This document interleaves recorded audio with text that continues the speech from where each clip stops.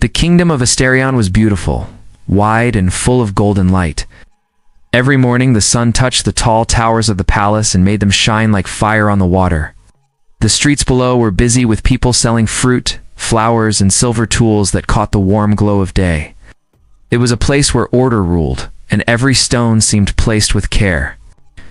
Queen Larissa sat on the highest throne in all the land. She was young but wise, her long dark hair woven with thin threads of gold. Many said she never smiled except when she looked at the horizon from her window. Her eyes were sharp, calm, and cool, and no one ever dared to look into them for long. She loved silence and neatness. Her palace was always bright, her court always polite, but her heart felt far away from joy. One morning a message came to her chambers. The royal clockworks that kept the palace lights running had stopped turning. The mirrors that sent sunlight through the towers had gone out of line, leaving half the castle in shadow. The queen frowned. Nothing made her so displeased as disorder. Her steward bowed and told her that a craftsman had been sent for. His name, he said, was Aaron, simple man from the border village near the river Vale. He was known to fix delicate things with great care. He was not noble, not rich, not special by blood, just clever with his hands and patient in his work. The queen waved her hand for the steward to deal with it and turned her mind back to her reports. Meanwhile, Aaron walked the long marble path to the palace gate. His eyes followed the rising towers with quiet awe. He had never seen a building so white, so proud, so full of light that even its shadows looked clean. He felt small but calm. He came to do his job, nothing more. The guard showed him inside. He carried a small bag of tools, worn but neatly kept. His boots made no sound on the smooth floor as he entered the tall chamber where the broken machines rested. Bronze gears, tall rods, and thin strings of fine glass were spread out before him. He looked at it for a moment, then went to work. Time passed slowly. He moved with care, his fingers steady even when the great clock wheel groaned. Servants watched from a distance, whispering about how the queen would scold anyone who failed. But Aaron never looked up. He listened to the music of the gears, the rhythm of their turning. He worked through the morning until his back ached. He thought of the river near his home, of the sound the water made when it ran smoothly over stone. That same calm was in his hands now. When he placed the last piece into place, the mirrors shifted. The light that had once fallen away began to return, spreading across the high windows. Up above, in her private hall, Queen Larissa turned her head as a soft wave of brightness washed across the walls. She felt it before she saw it. The shadows that had made her uneasy were gone.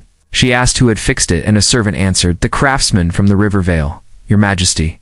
She gave no other word. She did not ask for him to come before her. She did not even know what he looked like. A common man in her court was hardly worth her time. She believed beauty belonged to grace and breeding, not to quiet labor. Down below, Aaron gathered his tools and cleaned his hands. He was told his payment would come later, but he did not worry. He looked up once at the vast ceiling where the light now danced. For a short moment, it seemed to him that the palace itself had eyes watching him silently, like the queen who might never know his name. Days passed. The mirrors worked perfectly again. The queen forgot the problem, though she noticed that the light seemed somehow softer than before, warmer. She wondered if it was merely her imagination. Aaron returned to his small home near the edge of the city. He fixed things for people as he always had small clocks that families passed down. Doors that had stopped closing right. Lamps whose flames had dimmed. He never spoke much, and people thought him a little strange. What they did not know was that when he worked, he saw patterns others could not. Machines had voices for him, whispering their secrets if he listened long enough. In the great palace above, the queen remained untouched by the world below. Her counselors came and went, bringing news of trade, peace, and minor troubles. She nodded, approved, and dismissed them. But sometimes, when light touched the edge of her window and shimmered like the river under summer sun, she would stop and stare. She could not say why those moments made her heart slow, or why the glow seemed to hum quietly like a heartbeat. It was a simple thing, but it stayed in her mind. And far below, in a workshop filled with ticking clocks and scattered light, Aaron smiled each time he looked at a smooth piece of brass and thought of how, for one small moment, his hands had shaped the light of a queen. That summer, The palace walls glowed under a restless sky. Storms had begun to roll down from the northern hills, with thunder that cracked wide across the valley. Each evening the air turned thick and full of light. The queen walked through her halls and watched the clouds gather. The mirrors that had once filled her home with soft gold now flickered and twisted with the coming storms. Aaron had not been at the palace for weeks. He kept to his small home near the lower gates of the city and worked quietly as he always did. He had taken no pride in what he had done, thought only of how easily light could change a place. But one rainy evening, a messenger knocked on his door. "The queen asks for you," said the man, rain sliding down his coat. "The storm is breaking the mirrors again. The halls are dark." Aaron packed his tools and followed the messenger through the narrow streets. Above them, lightning flashed through thick clouds, and the sound of thunder shook the white towers of the palace. The guards opened the gate for him at once. Inside, the light mirrors high on the walls shifted and swayed. One large gear had jammed, throwing the reflections out of line. Servants hurried up and down the marble stairs. They held lamps that flickered weakly. The queen had ordered the main hall lit again before night came, but each attempt had failed. When Aaron entered, no one paid him much attention. He moved quietly to the central tower, opened his bag, and began to work. The metal was wet and slick from the wind that blew through the open arches. The mirror gears hummed with strain. Aaron's eyes followed each motion of the bronze hands of the machine. He began to clean, tighten, and rebuild. The storm raged louder. Then footsteps echoed behind him. He turned and saw the queen walking into the hall. She wore a dark cloak that moved like water when she walked. Around her were 3 guards and her steward, all looking worried. But she did not slow when she reached Aaron. "Can you fix it before night falls?" she asked, her voice as sharp as the sound of rain on glass. "Yes, Your Majesty," Aaron answered. "The lightning does not hit again." She nodded and stood back, folding her hands behind her. She watched in silence as he worked. Aaron did not look up at her. He was careful and still. The gears began to spin again, slow but true. The mirrors caught small bits of light from the storm. A bolt of lightning flared across the valley, and its glow reached through the open windows. For one brief moment, Aaron lifted his head to check the alignment of a mirror. That was when she saw his eyes. The silver color of them reflected the storm. They were pale but bright, and there was calm strength in them. The queen's voice caught in her throat. She had spoken to many men before, nobles, warriors, scholars, but none had ever made her feel that strange stillness inside. He turned back to his task, unaware of her stare.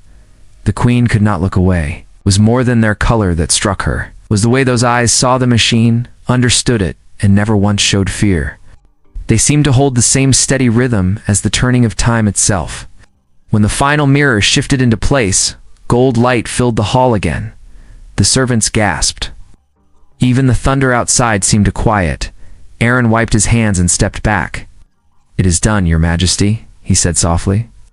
For a moment she did not speak. Then she took one slow step forward. "What is your name?" she asked. "Aaron. Aaron," she repeated. The word left her lips almost as a sigh. "You have strange eyes." He bowed his head modestly. "My mother used to say they look like metal underwater. They tend to frighten people." "They do not frighten me," said the queen. Her expression softened for the first time in many years. "They remind me of something I cannot name." Aaron stayed still, unsure whether he should answer or remain silent. The queen turned away then, pulling her cloak tighter around her shoulders. But before she left the hall, she looked back once more, as if to be sure she had truly seen him. When she was gone, the guards spoke quietly among themselves. One of them said he had never seen her pause like that before. The steward, who had known her since childhood, simply said, "She noticed something she did not expect." That night, the storm passed. The palace shone brighter than it had in weeks. Aaron walked down to the city through quiet streets. The rain had stopped, and everything sparkled in the pale light. He was tired, but peaceful. Up in her tower, the queen stood by her window long after midnight. She told herself it was only the light that caught her attention, only the strange reflection of a craftsman's eyes. But she knew, even as she tried to forget, that her world had changed in a single heartbeat. The next morning she called for Aaron again. She told her advisors that it was for more repairs, but deep in her heart she already knew that was not true. The morning after the storm, the palace stood in quiet peace. The golden light had returned to every hall. The servants whispered that it was the calmest sunrise they had seen in years. The queen sat by her window and watched the city below. She still remembered the silver shine in the craftsman's eyes. It had stayed with her all night, as if she could still see those steady eyes while she tried to rest. She told herself it was nothing unusual. He was just a worker, a man who fixed small things. But still, something about that calm face, that clear gaze, would not leave her thoughts. She wanted to speak with him again, but she could not say why. Later that day she sent a quiet order to the palace steward. "Bring the craftsman, Aaron," she said. "Tell him the queen wishes to speak with him." When Aaron received the message at his small home, he was fixing a broken water clock for an old woman. He stopped at once, washed his hands, and walked back toward the palace. He felt uneasy. The first time had been work.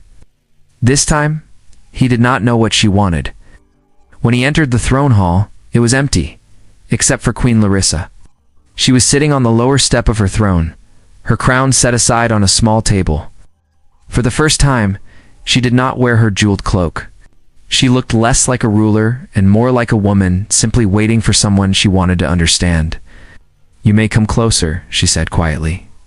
Aaron bowed and stepped forward. "Your Majesty," he said. "I wanted to thank you," she told him.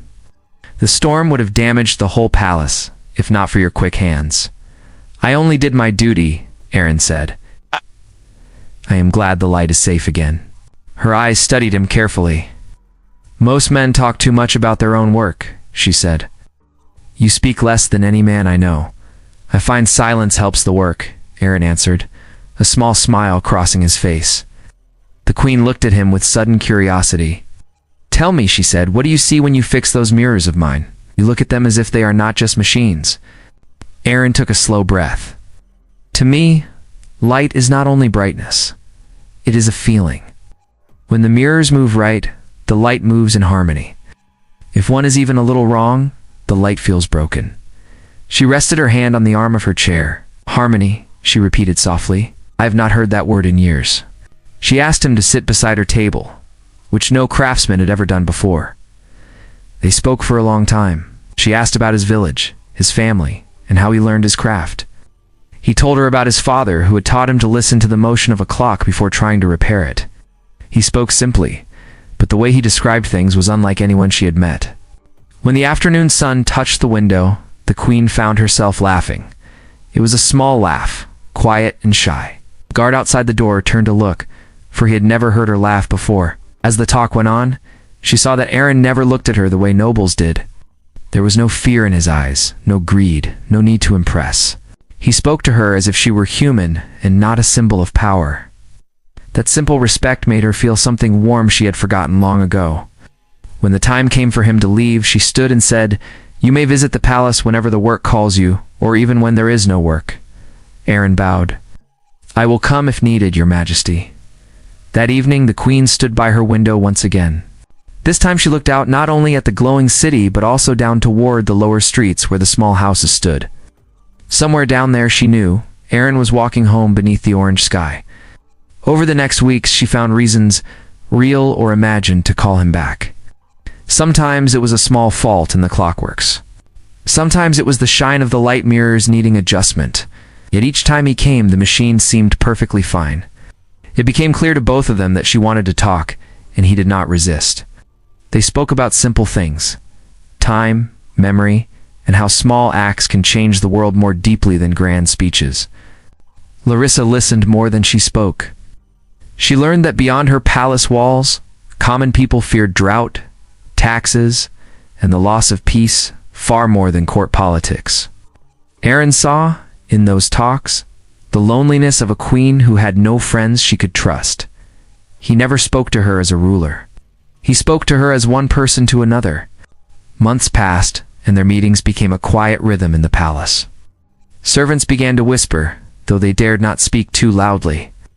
Some said the queen was enchanted by the eyes of a man who could calm storms.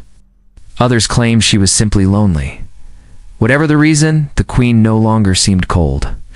She walked through the halls with softer steps. Her commands were calmer.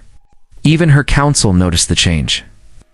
And somewhere beneath the marble walls and golden crowns, between talk and silence, a fragile thread began to form, a bond neither of them yet understood, but both could feel growing stronger each day. The calm that settled over the palace did not last long. While Queen Larissa and Aaron began to find quiet understanding between them, shadows moved in other corners of the kingdom. Not everyone looked kindly upon their closeness. Some of the nobles whispered that the queen was losing her good sense. They said she was wasting her time on a common man, while the northern lands were preparing for revolt. At the royal table one evening, Duke Corin stood and spoke with great pride. "Your Majesty," he said, "rumor spread that the queen forgets the duties of a ruler. The people say she spends long hours talking to a craftsman instead of meeting her council." The queen's eyes turned cold, though her voice stayed calm. "The people are happy. The mirrors give light to every hall, and the city runs well. My work continues." The Duke bowed, but there was pride in his smile. The queen could sense his anger beneath his polite words. She knew he wanted more power, and she began to watch him carefully. Meanwhile, Aaron kept his simple life, came to the palace when called, never uninvited. He fixed small things, taught young aides how to oil the gears, and quietly listened to the sound of the city. The queen often asked him to stay after his work and share tea on the open balcony. They talked about everything except the crown.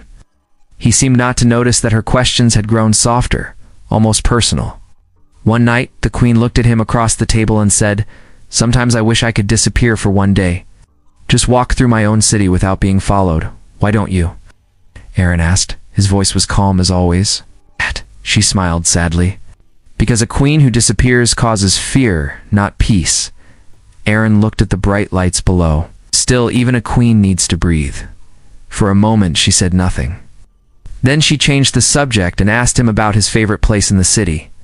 He told her there was a small bridge by the river where the wind always felt cool. She kept that in her heart. As days passed, the unrest in the north grew worse. Traders stopped coming through the passes, and soldiers whispered of rebellion. Duke Corin took advantage of the queen's silence with Aaron and started to send secret messages to his allies, promising freedom from the crown if they joined him. One evening, Aaron came to the palace and found the servants in distress. The southern mirror tower had stopped turning again, and it was late in the night. Without waiting for orders, he climbed to the high platform to see what was wrong. To his shock, some of the gears had been cut and forced out of place on purpose. It was sabotage. He called for help, and the guards lit torches. The broken parts shone with scrape marks that could not have been made by accident. Aaron pressed his hand against the warm metal, thinking quickly. If one more mirror collapsed, half of the city would fall into darkness. He began to repair at once. His hands worked fast, though his body was tired. The thunder of approaching hooves echoed in the distance. The first signs of armed men came from the northern roads. They were not travelers. They were soldiers of Corin's order, coming to spread fear. The queen arrived at the tower herself, wearing armor over her royal gown. Lightning flashed behind her as she stepped onto the high floor. "Aaron," she said, "the rebellion has started. Can you fix the mirrors before they reach the gates?" "Yes," he said, "but it will take time." "Then take it," she replied. "I will hold them until you are done." The queen called her guards to arms and rode out to face the enemy at the northern bridge.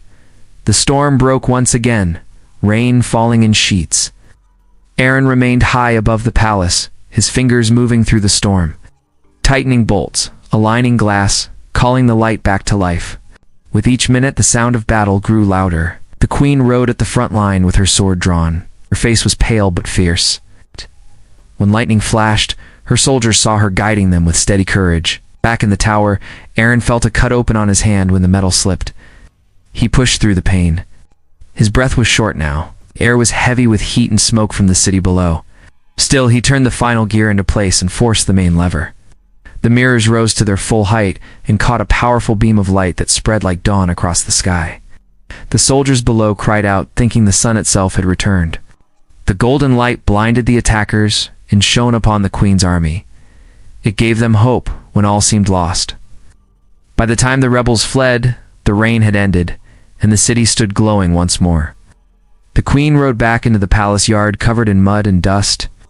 She climbed the tower stairs until she found Aaron sitting beside the finished gears, blood mingling with rainwater on his hands. She dropped to her knees beside him, breathless. "You saved the city," she whispered. He smiled faintly. "I only fixed the light, Your Majesty. You are the one who held the line." For the first time, she touched his face with her gloved hand, gentle and unsure. The silence between them was deeper than any words could fill. They both knew that something had changed forever. Below them, the city lights steadied once more. The people would tell the story of that battle for generations, not realizing that the truest war had been fought quietly between fear and courage, between ranks and honesty, between a queen's pride and a craftsman's heart. The morning after the battle was quiet. Smoke still hung over the city, and the air smelled of wet earth and steel. The people of Asterion woke slowly, stepping outside their doors as if afraid the peace would vanish. But the sun was strong again, and the golden light from the mirrors touched every street and window. The queen had defended her kingdom, and the rebellion was broken. Aaron sat in the lower courtyard, a bandage wrapped around his hand. He had worked through the night fixing the last of the mirror chains. His body ached, but he felt alive. Round him, soldiers passed and bowed politely, showing respect they had never shown before. He was no longer just the quiet craftsman. Everyone now knew his name. The queen came down the steps in plain clothes, without her heavy crown or jeweled robe. When Aaron saw her, he stood quickly and bowed. She smiled, a small, real smile that reached her eyes. "You should be resting," she said. "I wanted to make sure everything still works," Aaron replied. "The mirrors will wait for you," she answered softly. "The city owes you its light." They walked through the yard together. Servants, guards, and nobles bowed deeply as they passed. The queen's steps were slow, not from pride, but from thought. She was silent for a long while before she spoke again.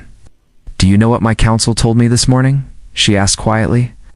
"They said I should reward you with gold and send you back to your village. They fear what they do not understand."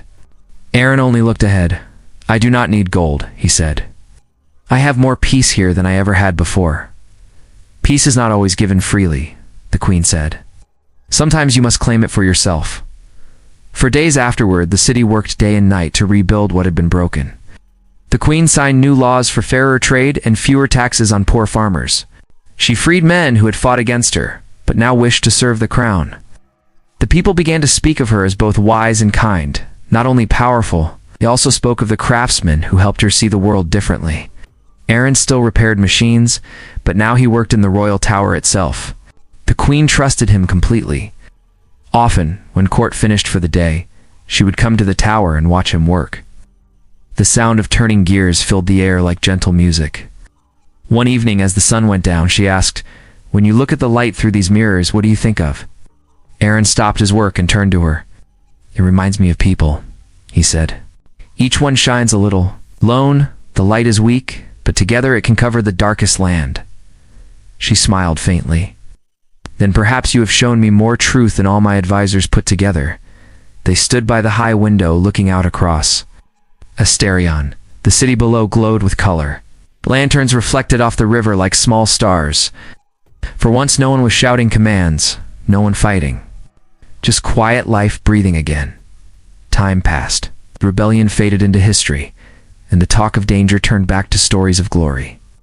Minstrels sang about the queen who fought beside her people, and the craftsmen who turned storms into light. One dawn, the queen called all her council to the great hall. They expected another speech about taxes or rebuilding, but when she entered, something in her calm gaze silenced the room. She stood before them and said, "This kingdom stands today because every person matters. Throne is nothing without those who hold it up. I once believed strength lived only in crowns and armies, but now I know that true strength lives in honest hearts." The council sat still. "Hush." Then she added, "There is a man in this hall whose hands have done more for this city than any blade or soldier. His name is Aaron, and from this day forward, he will serve not as a craftsman, but as the royal keeper of the light." Murmurs filled the room, but no one dared oppose her. Aaron stepped forward and knelt humbly as always. The queen placed her hand on his shoulder, her voice firm and warm. "Rise, Aaron. You are part of Asterion's heart now." The ceremony ended. But the moment stayed alive in the minds of all who saw it. Some said they saw the queen's eyes glisten when he rose. Others said the light from the mirrors shone brighter than ever that day. When night came, the queen stood once more on her balcony. Ren joined her quietly, and they watched the stars appear one by one. "The world seemed gentler than before," she said softly. "When I first saw you, I did not even notice you were there. Yet now, wherever I turn, I feel that everything I see moves because of your light." Aaron looked at her calmly, the silver in his eyes shining against the glow of the city. "The light was already here, Your Majesty. I only helped it find its way back to you." They stood in silence after that, the sound of the river far below, mixing with the faint hum of the clockworks. The palace no longer felt cold. The city below no longer feared the dark. And in the hearts of the people of Asterion, there would always be the tale of a queen who ruled with grace because she had learned to see through the eyes of a man who believed in light.